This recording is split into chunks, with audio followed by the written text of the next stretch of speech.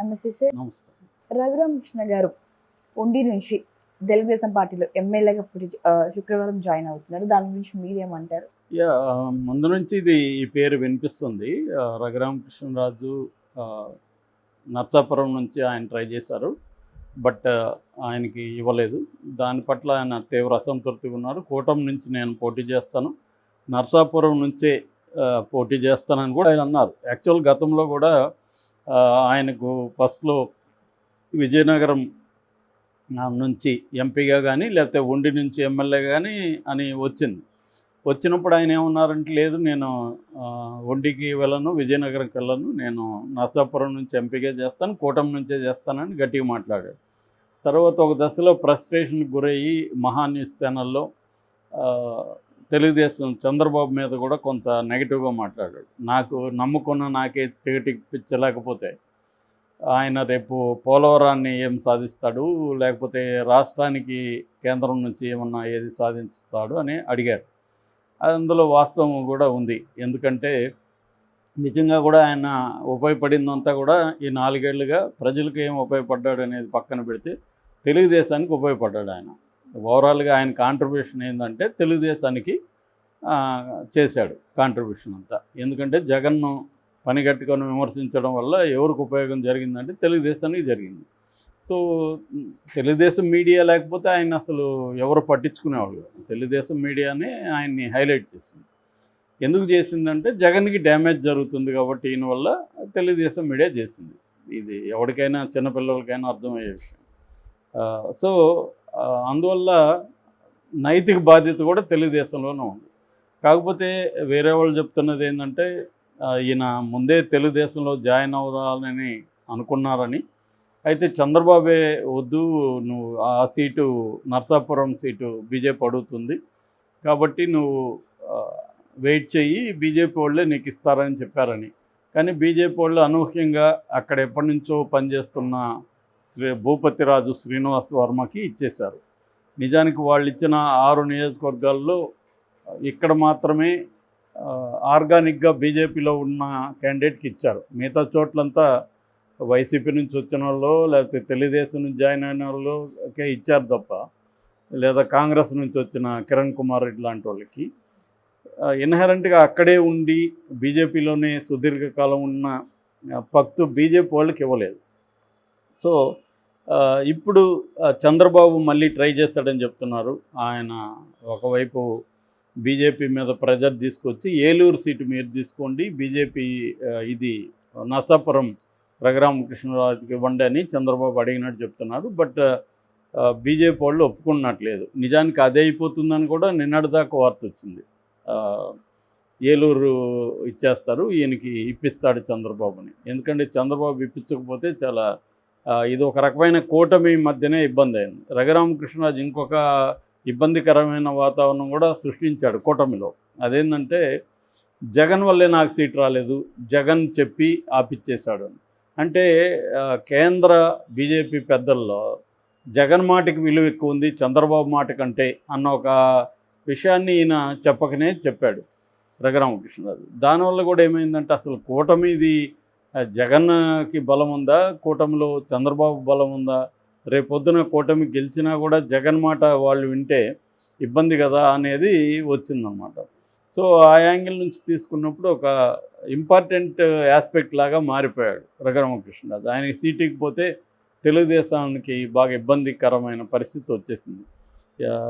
So already Chandrababu మీద ఎలాంటి విమర్శలు ఉన్నాయంటే, ఈయన యూజ్ అండ్ త్రో గై, ఎవరినైనా వాడుకొని వదిలేస్తాడు అన్న విమర్శలు ప్రత్యర్థులు చేస్తుంటారు. ఇది కూడా అలాగే అనేది అనేక కామెంట్లు, అనేక వీడియోలు పెట్టారు.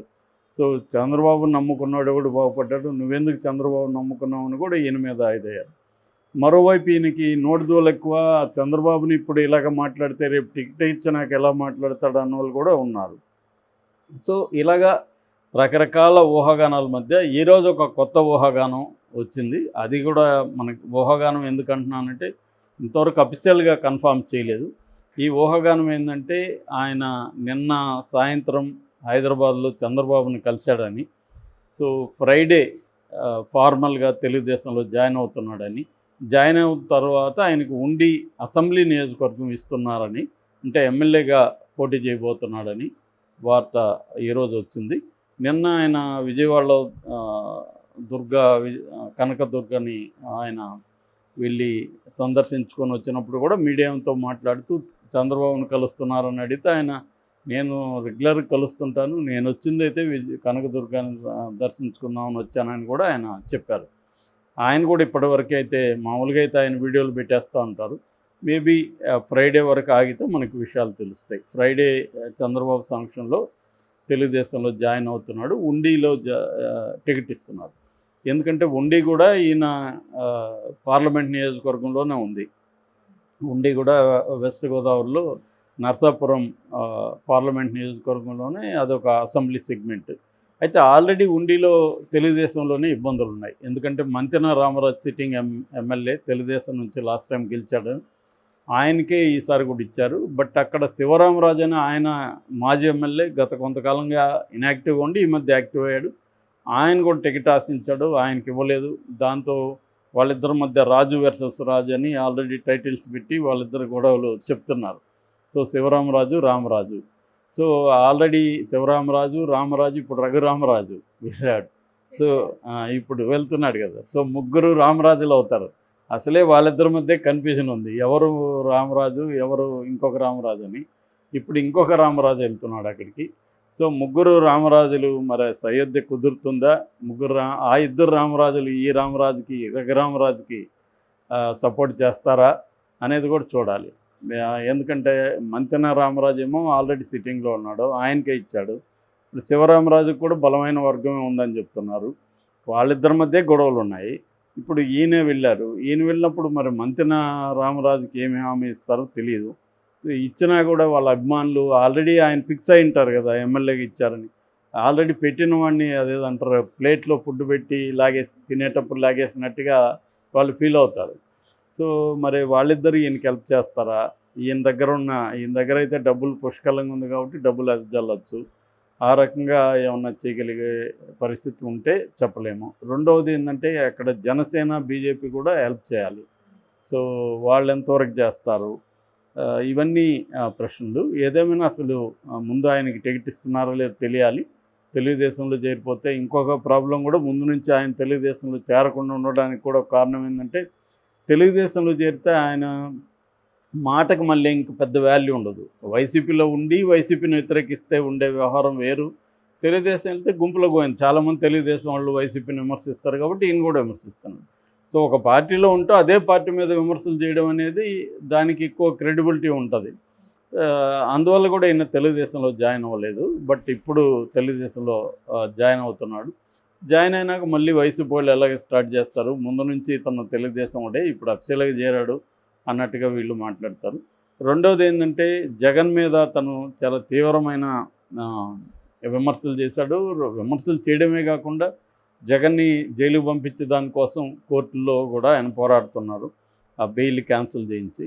సో అందువల్ల మరి జగన్ కూడా ఇప్పుడు ఆయన గెలవనీయకుండా చూసుకోవడం పెద్ద స్థాయిలో చేస్తాడు. వైసీపీ వాళ్ళంతా ఇప్పుడు అదే కామెంట్లు పెడుతున్నారు. ఆయన వీడియోల కింద ఇతనికి టికెట్ ఇస్తే మంచిది, మాకు కూడా మేమెందుకు వద్దంటాం, ఎందుకంటే టికెట్ ఇస్తే గ్యారంటీ ఓడిపోతాడు, ఓడిపోతే మాకు ఒక సీట్ అక్కడ వస్తుంది కదా, సో మేమెందుకు అతని సీట్ రానికుండా చూస్తాం అనేది వాళ్ళ ఆర్గ్యుమెంట్, వైసీపీ ఆర్గ్యుమెంట్. సో కాబట్టి ఈయనకైతే ఒకవేళ ఉండి ఇచ్చినా కూడా ఛాలెంజెస్ అయితే ఉంటాయి రఘురామకృష్ణరాజుకి. ఎందుకంటే ఒక పక్క తెలుగుదేశంలో ఇద్దరు రామరాజులు గొడవలు ఉన్నాయి. ఇటువైపు జనసేన ఎంతవరకు ఈయనకి హెల్ప్ చేస్తుందో తెలీదు. మరోవైపు వైసీపీ కూడా అక్కడ గట్టిగా మోహరించి ఈయన్ని ఓడించడానికి ట్రై చేసే అవకాశం ఉంది. ఆల్రెడీ ఈస్ట్ వెస్ట్ గోదావరికి రీజనల్ ఇన్ఛార్జిగా మిథున్ రెడ్డిని పెట్టాడు. సో మిథున్ రెడ్డి అక్కడ స్ట్రాంగ్గా వర్క్ చేస్తున్నారు. డబ్బులు కూడా పెద్ద ఎత్తున అక్కడికి పంప్ చేస్తున్నారని చెప్తున్నారు. ఈవెన్ పవన్ కళ్యాణ్ కూడా ఆరోపించాడు కదా, 1,00,000 ఇస్తున్నారు అని చెప్పి ఒక క్యాండిడేట్కి. అది అసలు పాజిబులే కాదు. 1,00,000 ఇవ్వాలంటే 2,30,000 ఓట్లకి 2,300 కోట్లు ఇవ్వాలి. సో అంత ఎవరు కూడా పెట్టే పరిస్థితి లేదు. కానీ మాట్లాడేటప్పుడు అతిశయోక్తులతో మాట్లాడతారు. ఏదేమైనా రఘురామకృష్ణరాజుకి ఇస్తే కొంతవరకు అదేదంటారు కదా, చావు తప్పి కన్నీళ్ళు ఒట్టబోయారు అంటారు. అలాగే ఆయనకి ఆయన కోరుకున్న ఛాలెంజ్ చేసిన నర్సాపురం రాకపోయినా ఏదో ఒక ఉండీలన్నా నేను పోటీ చేస్తున్నాను అన్నట్టుగా ఉంటుంది. జరుగుతుందా లేదా అని చూడాలి.